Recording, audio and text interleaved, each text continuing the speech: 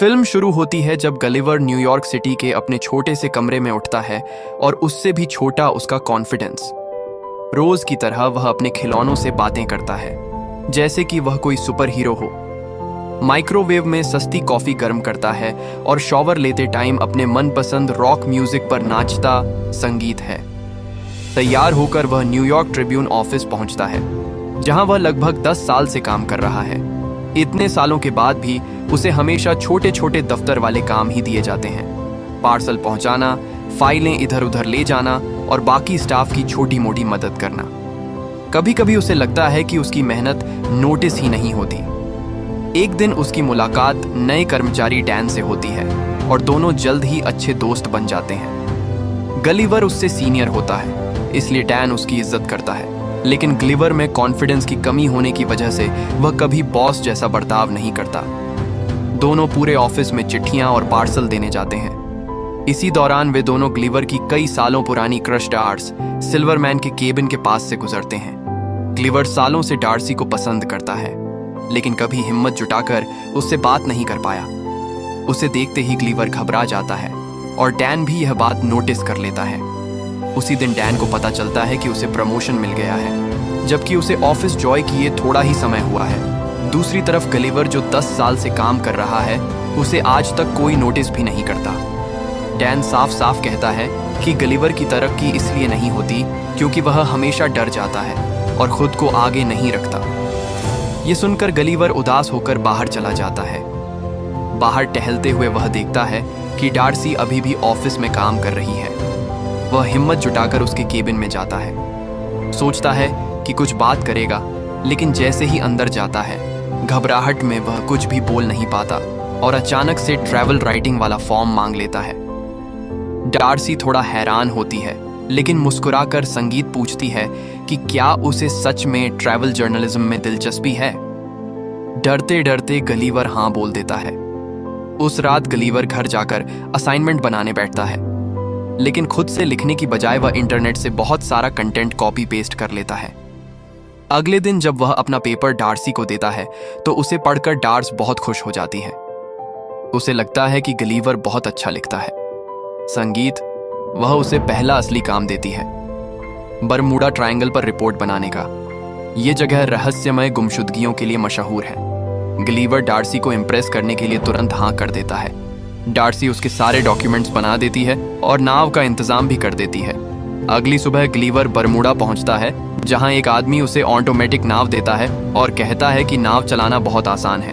ग्लिवर पूरे कॉन्फिडेंस के साथ सफर शुरू करता है। शुरू के कुछ घंटे वह मजे से समुद्र देखता है, मैगजीन पढ़ता है, फोटो खींचता है और खुद को बड़ा बहादुर महसूस करता है।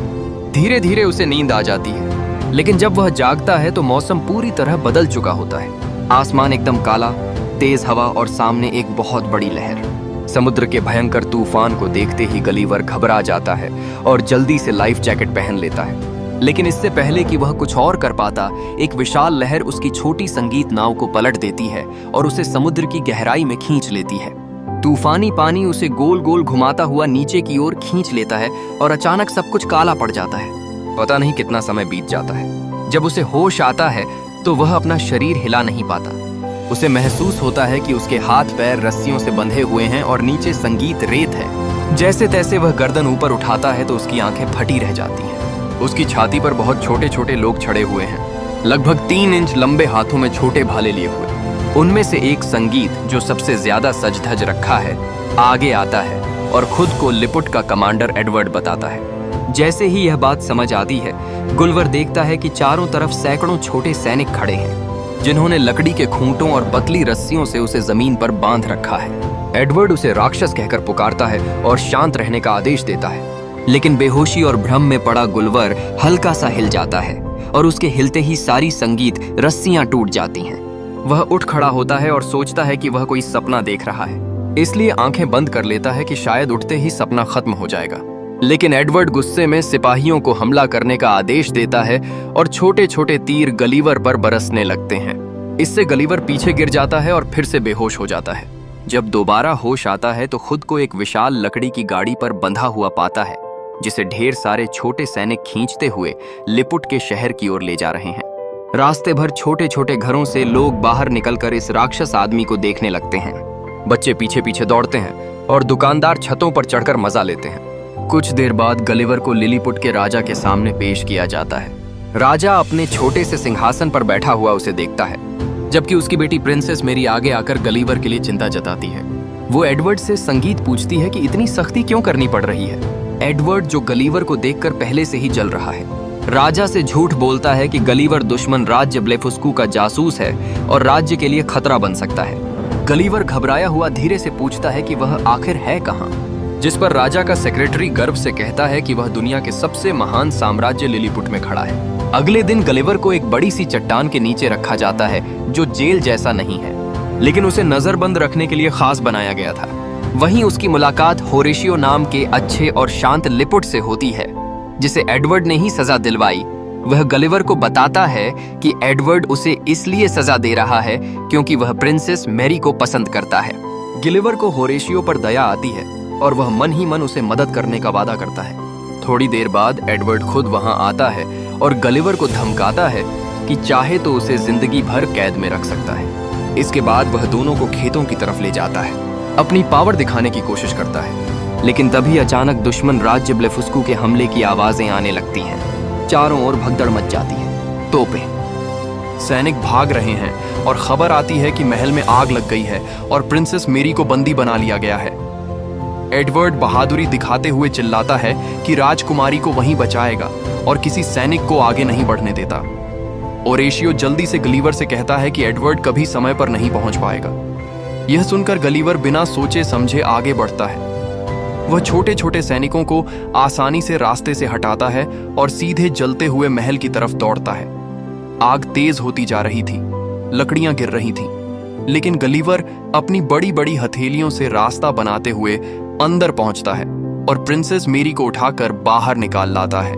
लिलीपुट के लोग खुशी से चिल्लाते हैं, लेकिन राजा और उनका सेक्रेटरी अब भी अंदर फंसे हुए हैं। धुआं बढ़ता जा रहा है और आग काबू से बाहर है। आखिरी कोशिश में गलिवर वही करता है जो अकेला उपाय बचा था। वह महल पर पेशाब करके आग बुझा देता है। यह दृश्य जितना अजीब और शर्मनाक है, उतना ही जरूरी भी था, क्योंकि इससे राजा और पूरे महल की जान बच जाती है। अब गलिवर पूरे लिपुट का हीरो बन जाता है। लोग उसकी जय जयकार करते हैं और राजा भी उसका शुक्रगुजार है। तालियां थमने का नाम ही नहीं ले रही थीं। चारों तरफ लोग खुश होकर शोर मचा रहे थे। राजा बच गए थे, प्रिंसेस सुरक्षित थी और गलिवर पहली बार इस छोटे से राज्य में एक सच्चे हीरो की तरह खड़ा था। उसी खुशी में राजा ने तुरंत होरेशियो को भी जेल से आजाद करवाया और गलिवर का शुक्रिया करते हुए उसे रात की शाही दावत संगीत में बुला लिया। लेकिन पीछे खड़ा एडवर्ड गलिवर की बढ़ती इज्जत देखकर अंदर ही अंदर जल रहा होता है। दावत में राजा हंसते हुए गुलवर संगीत से पूछता है कि वह कहां से आया है, और गलिवर, जिसे लाइफ में पहली बार इतने लोगों का प्यार मिला था, अचानक वह बोल पड़ता है कि वह मैनहट्टन का नहीं, पूरे न्यूयॉर्क का प्रेसिडेंट है। लोग उसकी बातों पर खुशी से तालियां बजाते हैं, उसकी हर बात को सच्चाई मान लेते हैं। सिर्फ एडवर्ड को छोड़कर गलिवर को इतना सम्मान देते हुए लिपुट के लोगों ने उसके लिए न्यूयॉर्क जैसा एक बड़ा घर भी बनवा दिया, जहां वह आराम से रह सके।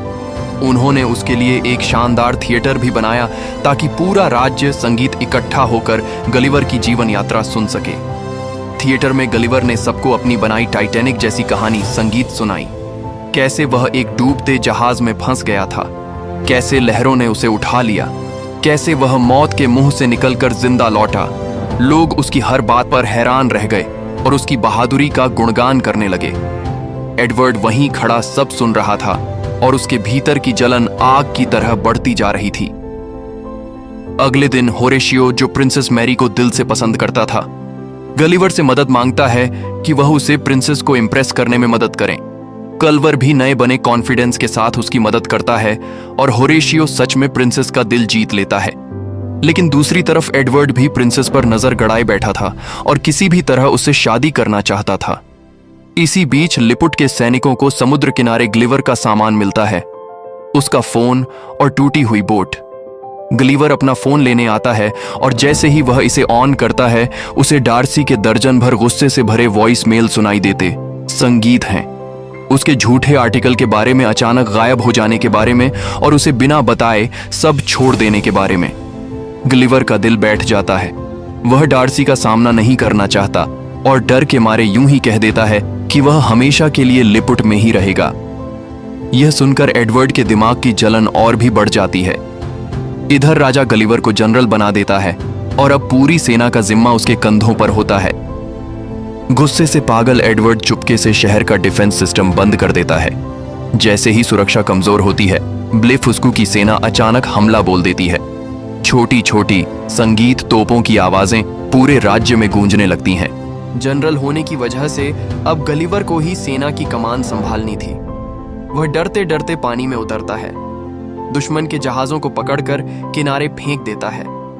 उस पर चलाए गए तोप के गोले उसके पेट से टकराकर दुश्मन सेना पे ही जा गिरते हैं। गलिवर को कोई चोट नहीं लगती। वह दुश्मन सैनिकों को पकड़कर बाहर धकेल देता है और लिलीपुट एक बार फिर उसकी जीत का जश्न मनाता है। लोग उसे मसाज देते हैं, उसके बाल काटते हैं, उसे पूरी तरह लाड प्यार से रखते हैं। उधर प्रिंसेस मैरी भी होरेशियो को पसंद करने लगती है। यह देखकर एडवर्ड का गुस्सा चरम पर पहुंच जाता है। वह भागकर दुश्मन राज्य में चला जाता है और गलिवर की रोबोट बनाने की मैगजीन और उसकी टूटी बोट की सर्किट देखकर दुश्मन इंजीनियरों को एक विशालकाय रोबोट बनाने का आइडिया देता है। ब्लेफुस्कू वाले एडवर्ड की मदद करते हैं और कुछ ही दिनों में एक विशाल मेटल का राक्षस तैयार हो जाता है। लोहे का ऐसा राक्षस जो गलिवर की बराबरी कर सके। दुश्मन फिर हमला करता है। इस बार गलिवर सोचता है कि संगीत वह पहले की तरह ही छोटे सैनिकों से भिड़ेगा, लेकिन जैसे ही वह मैदान में आता है, उसके सामने एक विशाल रोबोट खड़ा होता है। एडवर्ड उसके अंदर बैठा होता है और उसकी आवाज स्पीकर से राक्षस की तरह संगीत गूंजती है। एडवर्ड गलिवर को खुलेआम चुनौती देता है। गलिवर के पास लड़ाई स्वीकार करने के अलावा कोई रास्ता नहीं बचता। वह पूरी ताकत से रोबोट को पीछे धकेलने की कोशिश करता है, लेकिन लोहे का यह रोबोट उससे कहीं ज्यादा पावरफुल था। रोबोट उसकी पैंट पकड़कर उसे ऊपर उठा लेता है और लिलीपुट के लोगों के सामने उसे हरा देता है। गिरते हुए, बेइज्जती सहते हुए गलिवर सबके सामने कबूल कर लेता है कि उसने बहुत झूठ बोले थे। वह प्रेसिडेंट नहीं है, न टाइटैनिक का हीरो, न कोई महान योद्धा। वह बस एक साधारण इंसान है जो अपनी कमजोरी छिपाने के लिए कहानियां बना रहा था। ये सुनते ही राजा और लिपुटवासी सदमे में आ जाते हैं। एडवर्ड और भी ज्यादा खूंखार हो जाता है और गलिवर को एक दूर के टापू पर देश निकाला दे देता है। गलिवर को समुद्र में बहाते बहाते एक ऐसी जगह पहुंचा दिया जाता है जहां उससे भी बड़े विशाल इंसान रहते थे। एक छोटी सी बच्ची जो गलिवर से कई गुना बड़ी थी, उसे खिलौना समझकर उठा लेती है और अपने बड़े से डॉल हाउस में रख देती है। वह उसे चाय सेट के बगल में बिठाती है, उसके साथ खेलने लगती है और गलिवर खुद को एक असहाय खिलौने की तरह महसूस करता है। उधर डार्सी भी गलिवर को ढूंढते ढूंढते उसी द्वीप लिलीपुट पर पहुंच जाती है, लेकिन एडवर्ड को जब पता चलता है कि डार्सी आई है, वह उसे भी कैद कर लेता है। एडवर्ड ने राजा और रानी को भी कैद कर रखा होता है और पूरी सत्ता अपने हाथ में ले संगीत ली थी। ये सब जानकर होरेशियो भागकर जायंट टापू आता है और गलिवर को सब बताता है। बच्ची के खिलौनों में उसको पुराना सैनिक वाला पैराशूट मिलता है, जिसे पहनकर गलिवर वहां से भाग निकलता है। दोनों मिलकर डार्सी और राजा रानी को छुड़ाते हैं। फिर गलिवर लिपुट पहुंचकर सबसे पहले डार्सी से मिलता है और फाइनली उसे अपने दिल की बात बता देता। संगीत है कि वह उससे सच्चा प्यार करता है और अब उससे कुछ भी छिपाना नहीं चाहता। अगले दिन गलिवर एडवर्ड को मुकाबले संगीत की चुनौती देता है। इस बार अपनी शान के लिए नहीं, बल्कि लिलीपुट के लोगों की रक्षा करने के लिए दोनों का आमना सामना होता है। रोबोट फिर हावी होने लगता है, लेकिन होरेशियो चुपके से रोबोट के अंदर घुस जाता है और उसकी पावर लाइन काट देता है। जैसे ही रोबोट बंद पड़ता है, गलिवर उसे गिरा देता है और लोग खुशी से नाचने लगते हैं। राजा भी गलिवर का सम्मान वापस लौटा देता है और होरेशियो को प्रिंसेस मैरी से शादी की इजाजत मिल जाती है। गुस्से में एडवर्ड प्रिंसेस को पकड़ने संगीत की कोशिश करता है, लेकिन प्रिंसेस खुद उसे एक थप्पड़ में सुला देती है और उसे हमेशा के लिए कैद कर लिया जाता है। डार्सी पहली बार गलिवर को किस करती है। लिलीपुट और ब्लेफुस्कू के बीच संगीत की दुश्मनी भी खत्म हो जाती है और दोनों राज्य दोस्त बन जाते हैं। गलिवर और डार्स अपनी बोट रिपेयर करके वापस न्यूयॉर्क लौट आते हैं। कुछ हफ्तों बाद गलिवर अपनी पुरानी नौकरी छोड़कर ट्रैवल राइटर बन जाता है और अब वो और डार्सी साथ में एक खुशियों भरी लाइफ जीते हैं। और इसी के साथ फिल्म का दिल को छू लेने वाला हैप्पी एंडिंग हो जाता।